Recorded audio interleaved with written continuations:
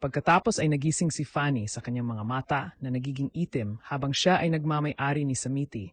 Inutusan si Katie na bigyan siya ng mga regalo. Kapag tumanggi siya at inutusan siyang iwanan ang katawan ni Fanny, nahulog siya sa sahig at kumbinsido habang sumasayaw ang demonyo. Ang pelikula ay nagsisimula sa paligid ng 1960. Sa panahon ng Pranses na panuntunan ni François Duvalier sa Haiti, isang normal na mukhang lalaki, si Clervius Narcisse, ay namatay sa gitna ng kalye.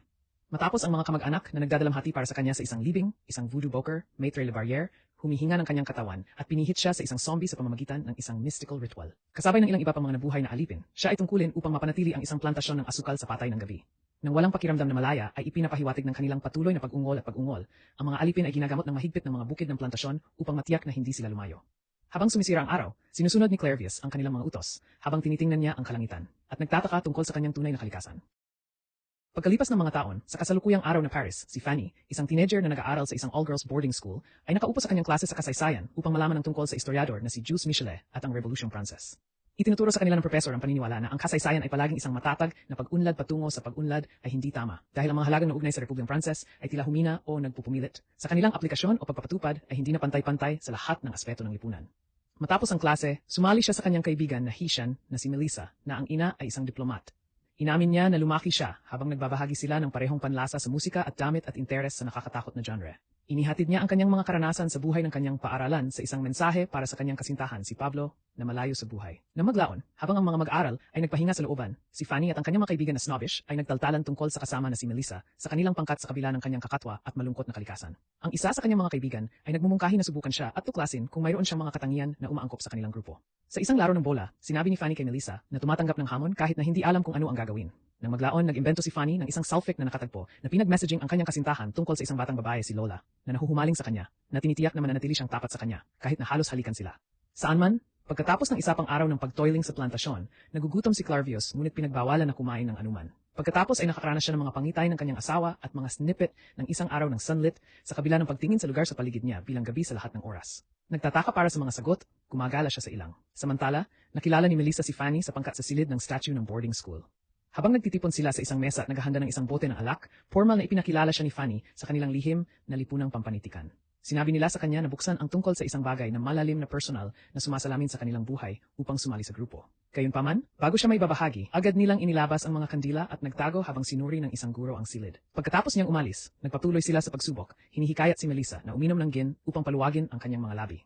Ang batang-batang Haitian, pagkatapos ay nagbigkas ng isang bahagi ng tula ni René Depestre na si Kapitan Zombie. Kahit na hindi nabago ng kanyang hindi pangkaraniwang pagpipilian, hiniling ni Fanny sa kanyang mga kaibigan na sadyang tungkol sa kanyang tugon sa susunod na silid. Iniwan si Melissa na mag-isa upang maglaro ng musika at sumayaw sa ritmo. Makalipas ang ilang minuto, masayang tinatanggap siya ng grupo sa kanilang lipunan.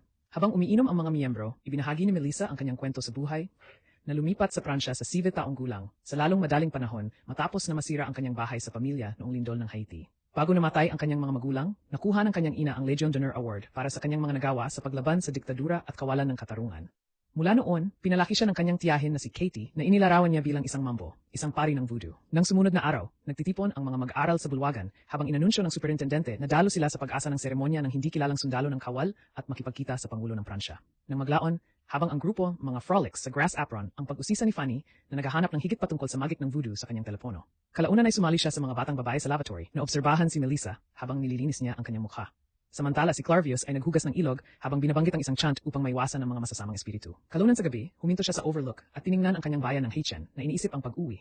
Nang sumunod na araw, ang mga batang babae ay kumakain ng tanghalian habang nagchismis sila tungkol sa isa sa kanilang mga kamag-aral, si Lucy, na naghiwalay sa kanyang kasintahan sa social media. Na maglaon, tinawag ni Melissa ang kanyang tiyahin upang may update siya tungkol sa buhay ng kanyang paaralan. Kasabay nito, sabik na nag-aalala ang mga mensahe ni Fanny kay Pablo tungkol sa pagkakita sa kanya sa loob ng 11 araw. Saan man, si Clervius ay gumagala sa paligid ng isang sementeryo sa gabi upang hanapin ang kanyang libingan. Nakaupo siya sa pamamagitan ng kanyang lapida at binabasa ang signpost kapag nakikita siya ng dalawang individual at nagulat sa pamamagitan ng kanyang presensya. Pagkatapos ay umalis siya sa lugar at natutulog sa isang pad ng mga dahon sa ilalim ng isang malaking puno. Kasabay nito si Fanny, Melissa at ang mga batang babae ay bumalik sa silid ng sining at plaster ang kanilang sarili na may mga pampaganda habang kumakanta sila sa tono ng isang kanta ng hip-hop ng Pransya. Sinimulan ni Fanny ang pangangarap tungkol sa kanyang pahinga sa tag-init na may isang walang kamiseta na si Pablo, sumasayaw sa kagubatan habang sumakay siya sa kanyang motorsiklo at naghahanda na bigyan siya ng isang blowjob. Nagbiro si Melissa na kakainin niya ito habang naglalaro siya sa ideya ng mga zombie. Nang sumunod na araw, ipinakita ni Melissa ang kanyang ulat sa Ingles tungkol sa kanyang paboritong mga awit, si Rihanna, at ang kanyang mga ugat sa West Indies Nation ng Barbados. Habang nagpapatuloy ito, ang isa sa mga batang babae, si Salome, ang mga chismis tungkol sa pakikinig sa kanya na gumagawa ng mga kakaibang ingay habang natutulog, katulad ng isang zombie. Samantala, maingat na naglalakad si Clarvius sa mga kalye ng bayan, hindi sigurado sa kanyang patutunguhan habang sinusubukan niyang maiwasan ang pakikipag-ugnay sa mata sa mga lokal. Nakikita niya ang kanyang asawa na umuwi at nag-espiya sa kanya habang natutulog siyang nag-isa sa kanyang silid tulugan. Kinabukasan sa klase ng chemistry, mausisa na sumisilip si Salome sa pagguhit ng lapis ni Melissa habang si Fanny ay naging heartbroken matapos na masira si Pablo sa kanya ng ilang araw bago matapos ang termino kapag sila ay dapat na muling pagsasama. Nang maglaon, ang mga mag-aral ay dumalo sa isang pagsasanay sa choral para sa kanta, tahimik na gabi, habang umiiyak si Fanny habang kumakanta. Malinaw na nakalulungkot. Iniwan niya ang grupo at bumagsak sa labas ng koridor. Saan man, si Tia Katie ay nagsasagawa ng isang ritual na voodoo at gulong pagkatapos ng pag-awit. Noong umaga, ipinagtapat niya ang kanyang yumaong kapatid na babae sa isang pader ng kanyang mga larawan na nag-uulat tungkol sa pagganap ni Melissa sa paaralan habang nais na siya ay maging mas nakakaalam sa kanyang pamana sa Haitian. Sinabi niya sa kanya na ganap niyang inayos ang isang seremonya ng voodoo sa Haiti. Gayunpaman, ang dahilan para sa paglilihi nito ay natutukoy pa rin. Nang maglaon sa kanyang bakanteng oras, nagtuturo siya ng isang batang Frances na batang lalaki sa kasaysayan upang kumita ng pera. Matapos matanggap ang isang tawag mula sa kanyang bayan, sinabi niya sa kanyang kapatid na ang kanilang pamilya na bahay ay itinayo muli at ina-update siya sa kalagayan ng kanyang mga kamag-anak, kasama ang kanyang anak na si Eddie. Tinawag niya si Melissa pagkatapos umalis sa bahay upang lugad ng ilang mga aso. Nakaramdam siya ng kasiyahan sa pakikinig sa kanya na umayo sa isang bilog ng mga kaibigan habang paalalahanan siya ipagmalaki na maging isang batang babae na Haitian. Pag-uwi, pinapakalma niya ang kanyang isip sa pamamagitan ng paninigarilyo at pakikinig sa tunay na musika ng Haitian sa radyo. Bigla, tinagilid ni Fanny ang kanyang pintuan. Ipinakilala ang sarili bilang kaklase ni Melissa. Alam kung ano ang ginagawa ng isang mambo, kakaibang hiniling niya kay Katie na mapupuksa ang kanyang kalungkutan sa itim na mahika. Una niyang tinanggihan at pinalad siya kahit na inamin ng batang babae ang pakiramdam na nagmamay-ari at determinado na mamatay mula sa pagsira kay Pablo. Nilinaw niya na ang voodoo ay isang panloob na puwersa na kailangang matutunan sa paglipas ng panahon at kailangan niyang hayaan ang kanyang puso na natural na gumaling. Nag-alok si Wendy na bayaran ang kanyang €1,000, ngunit bago sumang-ayon si Tia Katie sa kanyang panukala, ipinaliwanag niya ang higit pa tungkol sa kanyang papel bilang isang mambo na nagpapakita ng kanyang mga larawan ng mga namatay na individual at isiniwalat na siya ay isang nagdala ng balita sa mga patay. Pagkatapos ay pinag-usapan niya ang tungkol kay Miriam, ina ni Melissa, na sumailalim sa mga misyon upang masuri ang mga hindi nakamamatay na krimen sa ilalim ng dating Pangulo ng Haitian na si Jean-Claude Duvalier. Inihayag na ang mga espiritu ay pumapasok sa kanyang katawan upang payagan silang makipag-usap. Hinihiling ni Fanny na ipinadala niya ang espiritu ni Pablo sa kanyang katawan na tumangging kalimutan ang tungkol sa kanya. Ipinaliwanag ni Katie na ang isang buhay na espiritu ay hindi maaring makapasok sa isang katawan ng walang mga kahihinatnan. Pinabalaan siya na ang ritual ay magiging napakalakas para sa kanya upang makatiis. Hindi pinapansin ang kanyang sariling kaligtasan. Iminungkahi ni Fanny na dagdagan ng halaga sa €1,500 kahit na pinapayagan siya ni Katie na muling isipin ang kanyang mga pagpipilian o maging zombified tulad ng kanyang ama. Matapos mabulok ito sa lumang silid, tulugan ni Melissa, tinatanggap niya ang mga panganib. Iniwan siya ng isang bahagyang halaga ng cash at nangangako na bumalik sa susunod na araw para sa ritual habang nagsisinungaling tungkol sa pagdalo sa isang libing na humingi ng paumanhin sa kanyang sarili sa kanyang mga klase. Saan man, si Clarvius ay gumala sa makapal na gubat sa gabi at nagpapahinga sa isang malapit na pagkawasak upang kumain. Pagkatapos ay nagsisimula siyang lumibot sa paligid ng lugar at nagagalit. Sa dormitoryo, nagising si Melissa mula sa isang bangungot kung saan sinusubukan niyang ubusin ng salami habang natutulog siya. Pumasok siya sa laboratorio at pumapasok sa isang cubicle. Pumasok si Salami at naririnig ang kanyang paggawa ng mga kakaibang ungol at pag-ungol sa kanya. Nang sumunod na umaga, si Melissa ay alam sa kawalan ni Fanny dahil sa isang libing. Dumating at pinasaya ng professor ang klase sa isang sorpresa na pagsubok sa sanaysay.